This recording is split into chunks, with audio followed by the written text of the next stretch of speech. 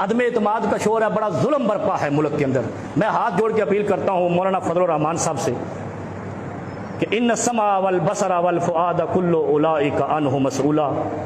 یہ یاد رکھو، یہ دنیا ختم ہو جانی ہے، اقتدار ختم ہو جانا ہے، یہ سب چکر ختم ہونے ہیں، وہاں پیش ہونا ہے حشر میں۔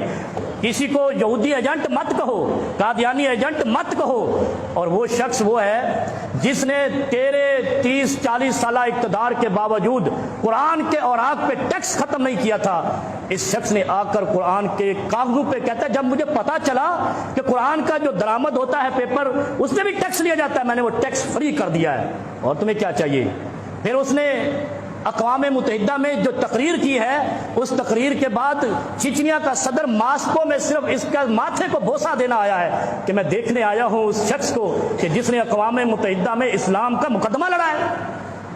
پھر پورے مسلمان ملکوں کے سامنے ہوتے ہوئے اقوام متحدہ نے عمران خان کی قرارداد کو منظور کیا ہے کہ اسلام کے خلاف جھوٹا پروپیگنڈا بین کیا جائے، جیسے ان کا وہ کیا جاتا ہے یہودیوں کا ہولوکاسٹ۔ کتنی بڑی بات کر دی ہے، اسلام کا مقدمہ اور کیسے لڑنا ہے۔ پھر تم عدم اعتماد کہتے ہو، اس کے جلسے بتا رہے ہیں قوم کو اعتماد ہے، تم کیوں اس کو ہٹانا چاہ رہے ہو؟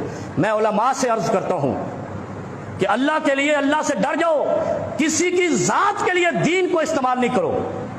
اگر کسی سے مولانا فضل الرحمان کا بغض ہے اس کا ذاتی ہے، دین اس میں استعمال نہیں کرو۔ اگر وہ دین کے خلاف کہیں جائے تو سب سے پہلے ہم کھڑے ہوں گے انشاءاللہ۔ اور پھر میں آپ کو بتاؤں ایک اور بیماری چل رہی ہے، اس نے اس کو خرید لیا، اس نے اس کو خرید لیا۔ وہ ایک ممبر ہوتا تھا قومی اسمبلی کا، اس نے کہا یہ مقدس ایوان ہے، دھرنے والوں نے اس پہ حملہ کر دیا ہے، یہ مقدس ہے، اور تیری تقدیس وہاں پہ لٹ گئی۔ جب کسی کا 18 کروڑ لیٹ لگ گیا، کسی کا 15 کروڑ، اس کا مطلب ہے یہ قومی اسمبلی نہیں ہے، یہ مویشی منڈی ہے۔ جو تم سے ہوتا ہے کر لو، لیکن قومی اسمبلی ہے تو قوم کے غیرت مند لیڈر ہونے چاہیے۔ ٹکے ٹکے پہ بکنے والے بکری، کھوتی اور جناب بھینس اور گائے ہوتی ہے، اس لیے میں اس کو مویشی منڈی آج سے کہتا ہوں۔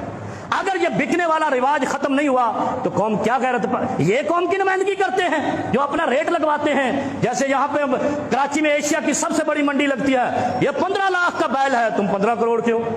فرق کیا ہے تمہارے اندر اور گائے اور بیل کے اندر؟ اس لیے میرے بھائی اس ملک کے ساتھ کھلواڑ نہیں کرو۔ اس شخص نے اسلام کا بھی مقدمہ لڑا ہے، اور پھر مزے کی بات جو میں پہلے کر آیا ہوں، 30 سال میں ہمیں کچھ نہیں ملا اس ملک میں، ان فراڈیوں سے مزید 5 سال دے کے آپ نے کیا لینا ہے؟ جو 30 سال میں آپ کو ایک کارخانہ نہیں دے سکے، پانی بجلی گھر نہیں دے سکے، ہم آج بھی چائنا سے منگوا رہے ہیں، کھلونے بھی چائنا سے منگوا رہے ہیں۔ اس لیے اللہ سے ڈرو، اس ملک پہ رحم کرو، اس وطن، اس قوم اور مسلمانوں پہ رحم کرو۔ ہمیں پچھلوں سے کوئی امید نہیں ہے، اس سے ہے یا نہیں، لیکن اس شخص نے کھوتی ہوئی بلڈنگ کو دوبارہ بنانا شروع کر دیا ہے اور صحیح راستے پہ جا رہا ہے۔ ہماری تحقیق کے مطابق اگر کسی کو غلط نظر آتا ہے تو مہنگائی کی وجہ سے، کوئی اس کے علاوہ بھی تو کوئی بھی الزام لگا لو۔ مہنگائی کہتے ہیں 70 سال میں جتنی مہنگائی تھی 3 سال میں اتنی ہو گئی، تو پاکستان تو آدھا مر جانا چاہیے تھا۔ پھر اگر اتنی زیادہ مہنگائی ہے، یہاں تو نہ خودکشی کر رہا ہے کوئی، نہ بھوک سے مر رہا ہے، اس کا مطلب مہنگائی ایک ڈنڈورا ہے۔ اصل میں وہ کہہ رہا ہے چوری پکڑی گئی، اور جب پکڑی جاتی ہے تو بہانے تراشتے ہیں۔ اب بہانے تراشے جا رہے ہیں کہ کسی طریقے سے اس کو اتارو، یہ ہمیں لے گیا۔ جیسے جیکب آباد میں گھوٹکی کے علاقے میں ڈاکوؤں نے پولیس کے خلاف مظاہرہ کیا تھا کہ ایس پی سخت آیا، ہمیں ڈکیتیاں نہیں کرنے دیتا۔